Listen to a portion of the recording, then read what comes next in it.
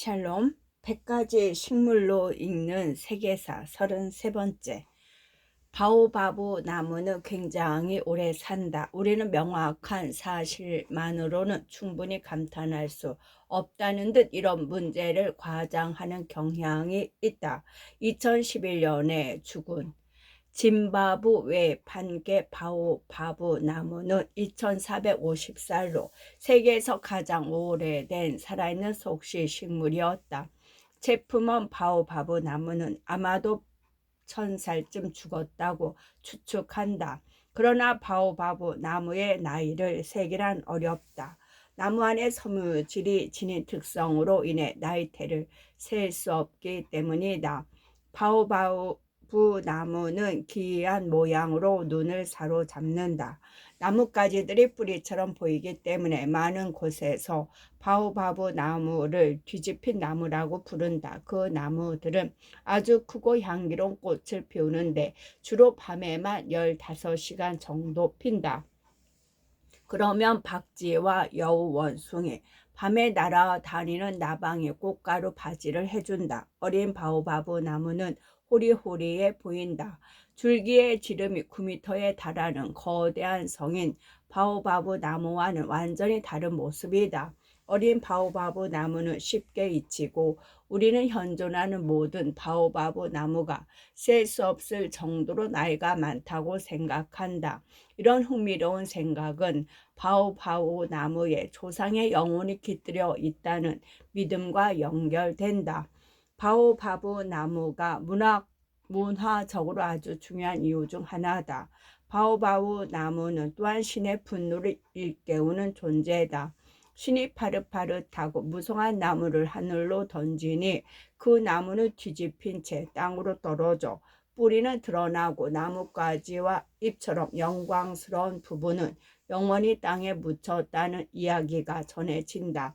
몇몇 이야기에서는 그 나무가 아름다움을 뽐내다 벌을 받아서 그런 모습이 되었다고도 한다. 또 다른 해석에 따르면 인간이 신의 창조물을 망가뜨리고 있어서 신이 화가 났기 때문이라고 한다. 신은 바오바브 나무에게 어떤 인간도 볼 수 없도록 밤에만 꽃을 피우라고 명령했다. 장이서는 잠비아의 작은 마을 에시아 본가에 지상의 보물을 함부로 파는 여성이 살았다. 그녀는 화가 난 신이 던진 나무에 맞아 죽었다. 그 나무는 옆에서 떨어져 그녀를 깔아 뭉갰다. 전형 기념물인 그 나무는 기이한 모양 때문에 잠자는 암소라는 뜻의 잉곰베 일레데라고 불린다. 바오바오 나무는 당당해 보일 뿐 아니라 큰 피해를 겪고도 살아갈 수 있다. 나무는 대부분 나무 껍질을 벗겨내면 죽는다. 줄기의 바깥층이 나머지 부분으로 물을 운반하기 때문이다. 그러나 바오바보 나무는 줄기의 중앙부까지도 물을 운반하는 역할을 하기 때문에 살아남을 수 있다. 줄기에 큰 상처가 생겨도 계속 물을 보낼 수 있는 것이다. 이런 자가 치료 기능 덕분에 바오바브 나무는 또 다른 의미를 지닌다. 새로 태어난 아기의 탯줄을 그 엄마의 낡은 전에 싸서 말린 다음 바오바브 나무의 구멍에 밀어 넣으면 아기가 통통하게 튼튼하게 자라고 질병을 잘 이겨내며 오랫동안 충만하게 살 수 있다는 믿음이 있다. 바오바브 나무는 속이 비어있는 경우가 많아 여러 동물에게 널찍한 은식처가 되어준다. 어느 날 왕토마 뱀을 찾아 나무 속으로 들어갔더니 그곳에 벌집도 있었다. 다행히 2번만 쏘이고 탈출할 수 있었다. 밤이 늦어 마을로 돌아갈 수가 없게 된 사냥꾼들은 은식처로 쓸 수 있는 바오바브 나무에 대해 알고 이를 이용한다.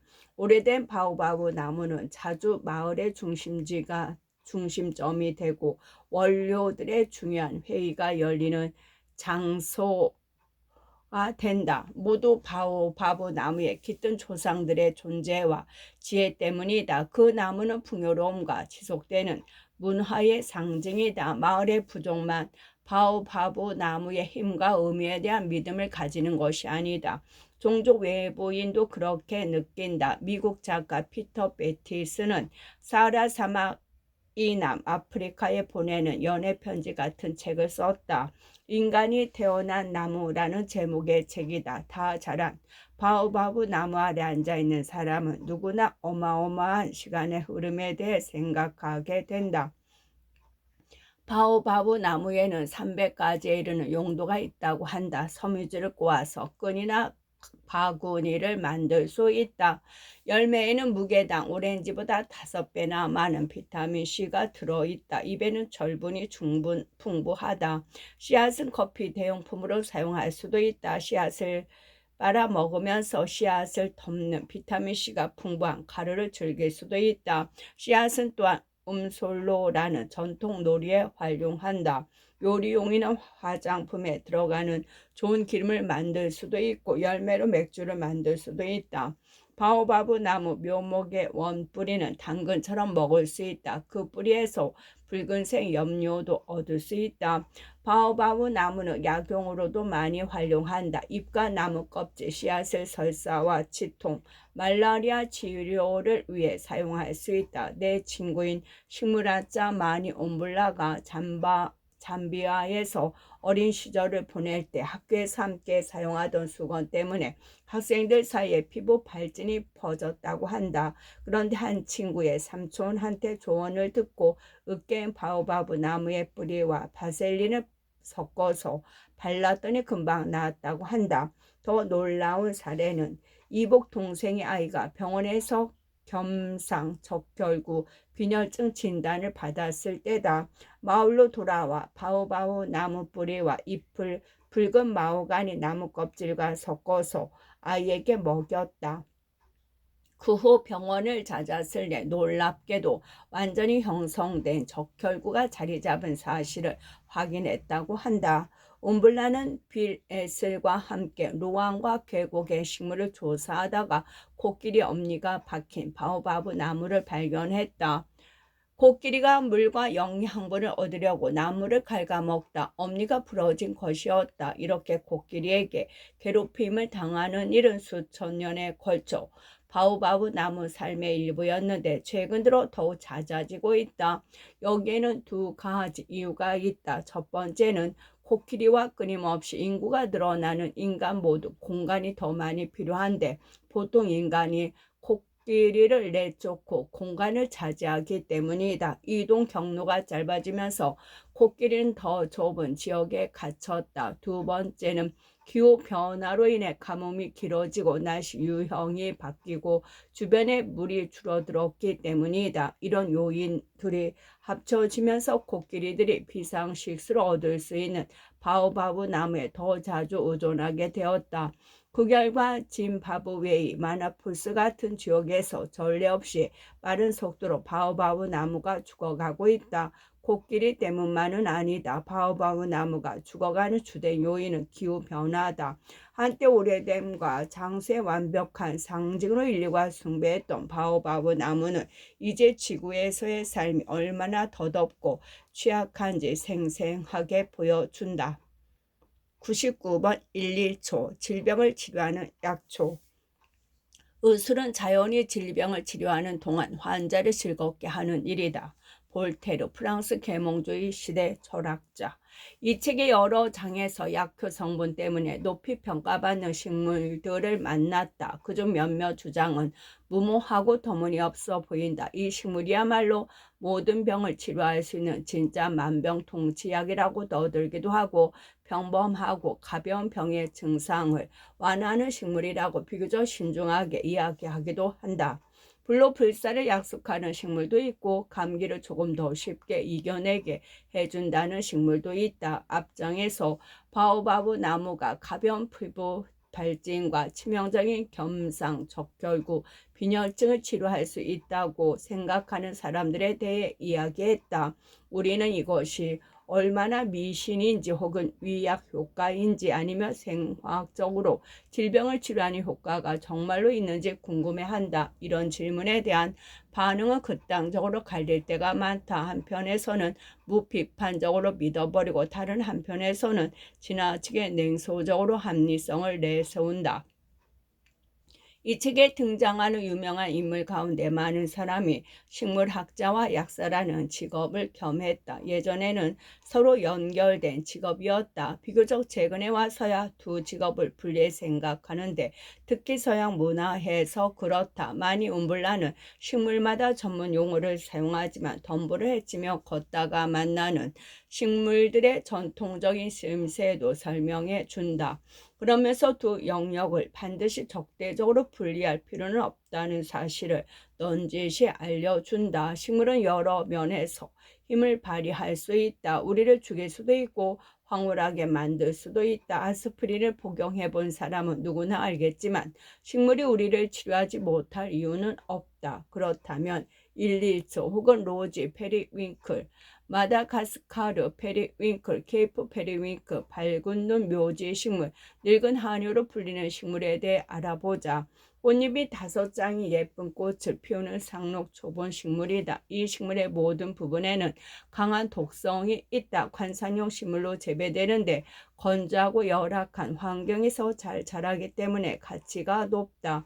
섭씨 5도 이하에서는 생존할 수 없어서 온대 지역에서만 화단용 화초로 활용한다. 즉 온실 안에서 재배하다가 따뜻한 계절이 되면 바깥에 심는다.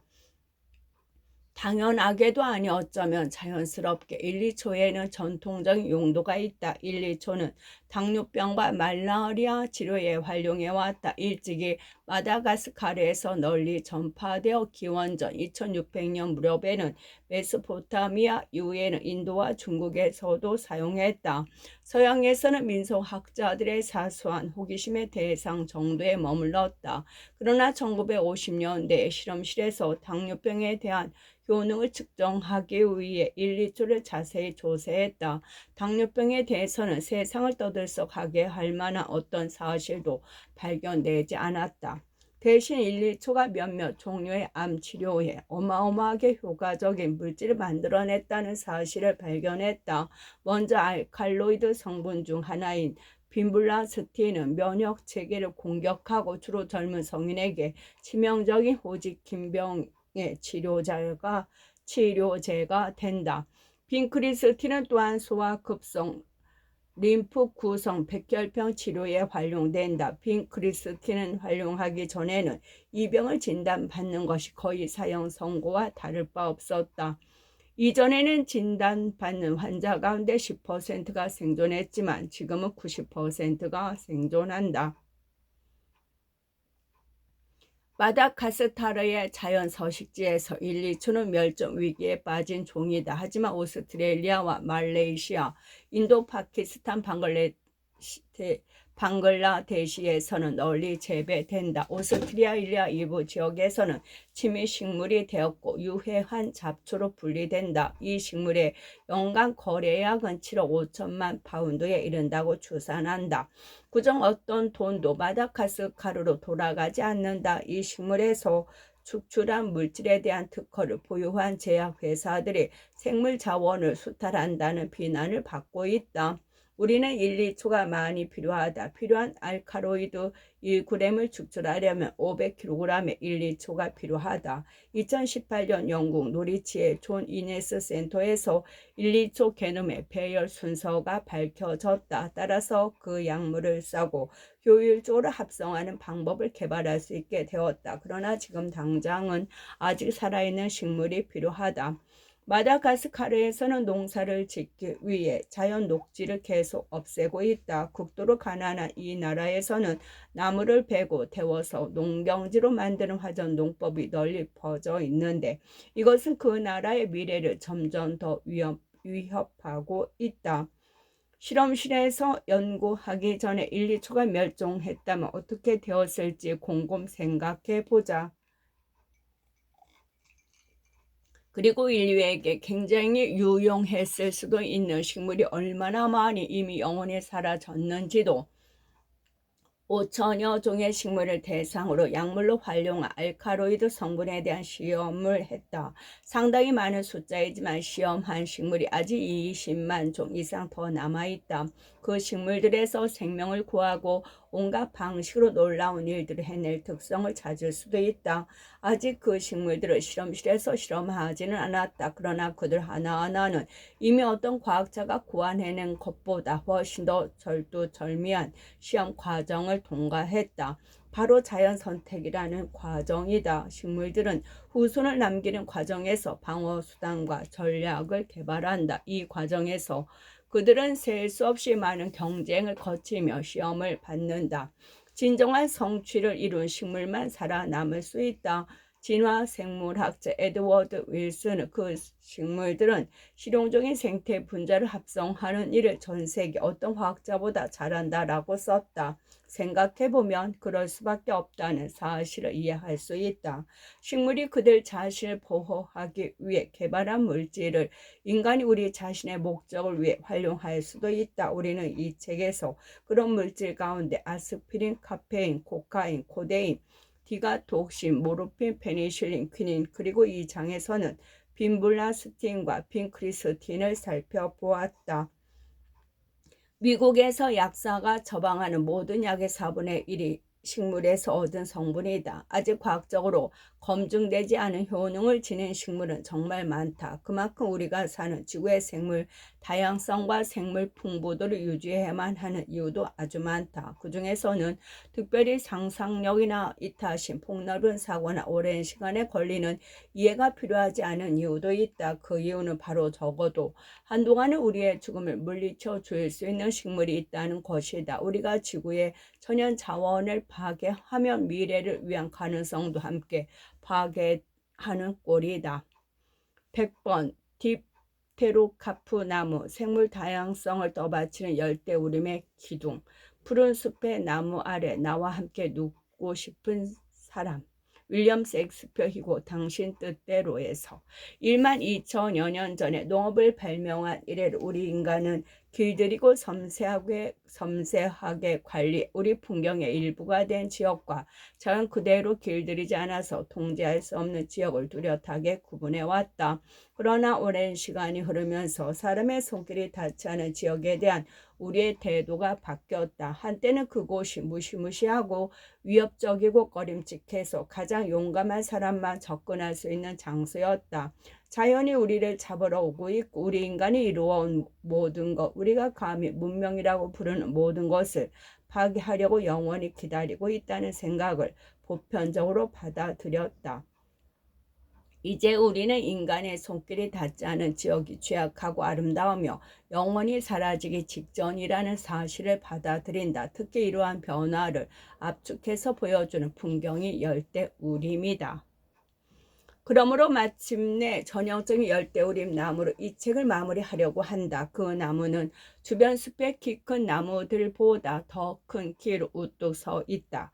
지붕처럼 하늘을 가리는 우거진 나무 가지들 위로 불쑥 고개를 내밀어 풍경을 좌지우지한다. 그 나무는 햇빛이 2%밖에 닿을 수 없는 어두운 땅 위에 길에서 봐도 다른 나무들과 구분할 수 있다. 거대한 나무를 부벽처럼 지탱해주는 부분이 있어서 금방 알아볼 수 있다. 그것은 땅 위에서 뻗어 나가기 시작하는 뿌리로 때때로 우리 머리보다 더 높이 뻗어 있기도 하다.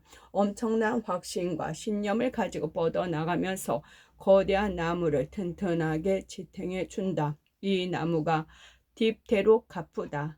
16가지 속에 700종에 가까운 식물에 포함된 집단이다. 그들 모두가 이런 식으로 지탱받으면서 불쑥 솟아올라 있지는 않지만 사람들 마음에는 그런 모습으로 자리 잡고 있다. 그들이 바로 취약하면서도 강력하기도 한 열대우림이다. 딥테로카프라는 이름에는 날개에 달린 열매라는 뜻이 있다. 그 나무의 씨앗은 공기 역학적 구조를 지녀서 바람을 이용해 널리 퍼질 수 있다. 그래서 적어도 일부 씨앗은 부모 식물로부터 상당히 멀리 이동한다.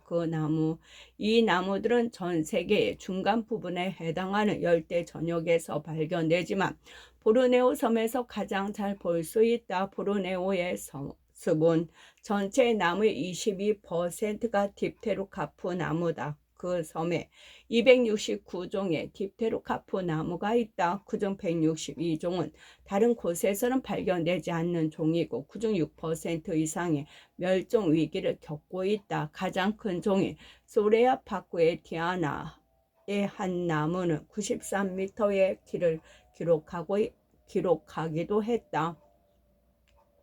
거대한 딥테로카프 나무는 지구에서 가장 큰 생명 공동체의 중심인 열대우림에 사는 다른 많은 종에게 거대한 자원이 된다. 이렇게 큰 나무에 맺히는 열매는 수많은 동물이 노리는 매력적인 먹이다. 동물이 먹어야 그 동물의 배설물을 통해 씨앗을 퍼뜨릴 수 있는 나무들도 있는데 그런 나무에 열매는 예쁘고 맛있다. 그러나 딥테로카프 나무는 다른 전략을 활용한다. 바람을 이용해 씨앗을 퍼뜨리기 때문에 동물들이 소박하지만 영양분이 많은 딥테로카프 나무의 열매를 많이 먹어 주면 심각한 문제가 될 수 있다. 딥테로카프 나무는 몇 년 동안 열매를 맺지 않고 미루다가 한꺼번에 많이 맺는 방식으로 이 문제를 극복한다. 같은 종의 다른 나무들과 열매를 맺는 시기를 조절해 모두 같은 시기에 열매를 맺는데 전문 용어로 결실년이라고 부른다. 그런 식으로 밀림에 사는 동물들이 먹어치울 수 있는 양보다 훨씬 더 많은 열매를 맺는다. 이른바 포식자 포만 전략이다. 이 전략에는 대가가 따른다. 다음번 결실년이 있기 전에 죽을 수도 있기 때문이다. 열대우림에서 높이 솟은 나무들의 흔한 최후는 벼락에 맞아 죽는 것이다. 인간은 딥테로카프 나무의 목재를 오랫동안 사용해왔다. 가장 큰 나무는 자연스레 합법이든 불법이든 벌목꾼들이 가장 탐내는 대상이 된다. 딥테로카프 나무는 느리게 자라면서 밀도가 높은 목재를 만들어낸다. 곤충과 곰팡이에 강하고 오랫동안 버티는 목재다. 그동안 목초지나 농경지 등 인간을 위한 개발을 명목으로 딥테로카프 나무를 선별적으로 혹은 여러 번에 걸쳐 대규모로 벌목해왔다. 열대우림은 지구 표면에서 기껏해 6% 정도를 차지하지만 모든 생물 분류군에 속한 모든 종의 50% 이상이 그곳에 서식한다.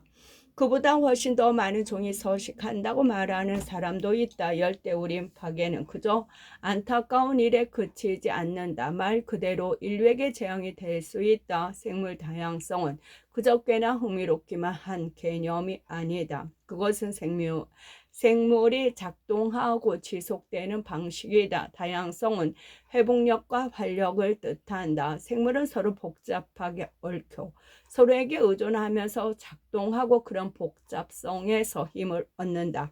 지구의 생물은 종종 거미줄에 비유된다. 한 가닥이 끊어지면 전체 구조가 약해진다. 리퍼포퍼 가설도 있다. 하늘을 날아가는 비행기가 리펫 하나를 잃어버린다. 그러면 어떻게 될까? 비행기는 리펫이 많다. 하지만 하나 또 하나 또 하나 리펫을 계속 잃어버리면 비행기는 결국 하늘에서 떨어지고 만다.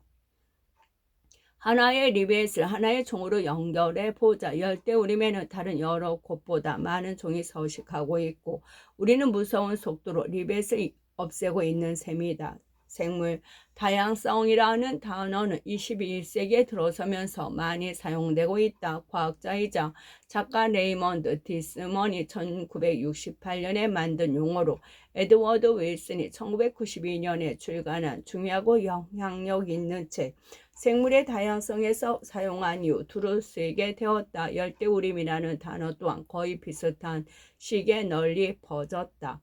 인간은 생물 다양성이라는 현상을 창세기가 쓰이기 훨씬 전부터 이해하고 있었을 것이다. 창세기 한 9절에서 이를 확인할 수 있다.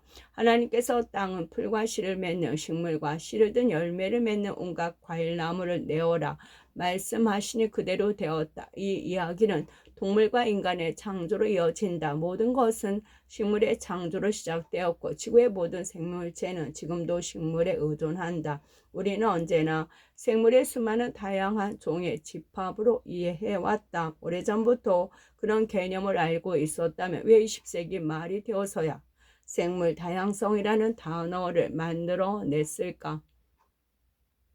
생물 다양성은 언제나 당연한 현상으로 여겼기 때문이다. 말할 필요도 없이 땅과 바다의 생물이 풍부했고 그것이 곧 생물의 방식 그 자체였다. 인간이 얼마나 박애적일 수 있는지 깨닫기 시작하고 나서야 비로소 우리에게 그 단어가 필요해졌다. 말 그대로 다른 모든 나무보다 위에 있는 딥테로카프 나무는 그저 열대우림의 상징일 뿐 아니라 모든 생물 다양성과 인간의 모든 어리석음을 상징하는 존재다. 우뚝 솟은 살아있는 딥테로카프 나무의 부벽 같은 뿌리들 사이에 서서 나는 영광스러움을 느끼는 동시에 겸손해졌다. 또 한때 딥테로카프 나무가 서 있었던 곳들을 걸어가면서 어찌할 바 모를 슬픔을 느꼈다. 오늘날까지 산림 개간을 계속하고 있는 보르네오 섬에서 후탄이라는 자연보호 단체를 방문한 적이 있다. 그곳에서 나무 심기에 참여해달라는 초대를 받았고 아주 어설프게나마 그에 응했다. 이 책을 쓴 손으로 딥테로카프 나무도 심었다. 나는 이 책을 쓴 일과 그곳에서 나무를 심은 일 가운데 무엇이 이 지구에 사는 인류와 모든 생명체의 미래에 더 큰 공헌을 했는지 안다. 나가며 그날 하루는 장미 정원에서 시작했다. 그러나 인간의 손으로 심지도 않았고 가지치기를 하거나 가꾸지도 않은 정원이었다. 코카서스 산기슭의 평지에서 흐르는 얕은 개울 양옆으로 야생 장미들이 자라고 있었다. 분홍색 장미와 흰색 장미가 뒤편에서 떠오르는 햇살을 받고 있었다. 마치 에덴 동산 같아서 아담과 이브를 만날지도 모른다는 반쯤 기대하게 만드는 그런 곳이었다. 아담과 이브는 아마도 그곳에 눈부신 열매를 나눠 먹었을 것이다. 나는 야생 생물 및 보호제 보전 재단이라고 부르는 아르메니아의 비정부 기구와 함께 그곳에 갔다. 나는 영국에 기반을 둔 자연보호 단체 월드랜드 트러스와 함께 코카서스 야생 생물 보호구역을 보전하고 확장하기 위한 계획을 세우고 있었다. 완벽하게 해내기에는 상당히 이른 듯 보였고 우리는 그저 시작만 했을 뿐이라는 사실을 그곳에서 알게 되었다. 우리는 떠오르는 해와 함께 올라갔다. 정신없이 흔들리는 차를 타고 산으로 점점 더 높이 올라갔다. 곧 고산 목촉지를 지나쳤다. 아무도 돌보지 않는 듯한 곳이었다. 하지만 작은 소와 양 그리고 뼈가 앙상하지만 강인해 보이는 작은 말과 같은 가축들이 야생 양, 야생 염소들과 함께 드문드문 흩어져 있었다. 색채가 흘러 넘치는 장소, 너무 풍부해서 한눈에 이해하기 어려운 풍경이었다. 따뜻함과 햇살, 생명력이 넘쳐서 1년 중 절정인 시기에 수많은 꽃이 서로 아름다움을 다투면서 꽃가루 바지를 해줄 곤충을 유혹하고 있었다. 지금이 유일한 기회였다. 내 주위의 산빌탈도 모두 지금을 선택하고 있었다. 종종 꽃에서 떨어져 나간 색채들이 허공을 물들였다. 나비와 꽃가루 바지를 해주는 다른 화려한 곤충들이 어지럽게 날아다니고 있었기 때문이다. 커다란 수염 수리도 종종 하늘을 덮으며 날아다녔다. 우리는 계속 올라가면서 세속적이지만 의욕적인 생각에 잠겼다. 이 장소를 보존하면서 앞으로 몇 년 동안 돌볼 자금을 마련할 수 있을까? 우리는 마침내 정상에 도착했고 차가운 공기와 그 모든 무성함이 사라졌다. 가파른 바위 위에서 야생 염소가 옆으로 밀쳐낸 돌들을 달가닥거리며 떨어지는 소리가 가끔 들려왔다. 나는 가장자리에 앉아 바위에 튀어나온 부분에 편안하게 발을 올려놓았다. 내 부추 사이로 또 다른 수염수리가 보였다. 그리고 석회암 지대의 식물들이 내 주위를 온통 감싸고 있었다. 황홀할 정도로 다양한 색깔이지만 이렇게 험난한 조건에서는 키가 몇 센티미터 이상 넘게 자라는 식물이 하나도 없다. 아주 작은 식물들이 빽빽히 자라고 있었다. 그 풍경은 내게 식물들이 살아가는 또 다른 방식, 생명체가 더 많은 생명체를 만들어내는 또 다른 방식을 보여주었다. 오랫동안 힘들게 산을 올랐던 그날 풍요로움과 아름다움, 생물의 다양성과 풍부도에 대해 깨달음을 얻었다. 찬란한 세계가 그곳에 있었다. 이 식물들을 보라. 이 식물들의 왕국을 보라. 이 지구와 그 위에 사는 무수한 많은 식물들을 보라. 우리는 그들에게 모든 것을 빚지고 있다. 감사의 말. 저자가 아무리 숨기고 싶어도 이런 책은 언제나 여러 사람과 함께 노력한 결과다. 그래서 100가지 식물로 있는 세계사가 세상에 나오도록 도와준 모든 분께 감사드린다. 먼저 아프리카 식물들에 대해 귀중한 도움을 준 식물학자이자 야생생물 보호주의자 마니 옴블라에게 특별히 감사 인사를 전하고 싶다. 많은 도움을 주면서 중요한 제안을 해준 래플 맥크리지와 질 밀러에게도 감사드린다. 사이먼 앤 슈스터 출판사에서 이 책을 기획한 이얼 마셜과 진행해준 로라 리콜에게도 감사를 전한다. 편집자 빅토리아 코든, 디자이너 키스 윌리엄스, 교정을 해준 메리 체인벌린, 그리고 절대 포기하지 않고 끈질기게 관련 그림과 사진을 찾아준 리즈 무어에게 고마움을 전한다. 원고를 전문가의 안목으로 검토해준 사라 올드필드에게 깊은 감사의 마음을 표하고 싶다. 조지나 카페의 전시의 조지, 그리고 아일린 발도니와 레이첼 콘웨이에게도 언제나 감사한다. 그리고 물론 노폭에 있는 나의 가족 신디와 조지프 에디가 없었다면 일을 해낼 수 없었을 것이다. 끝.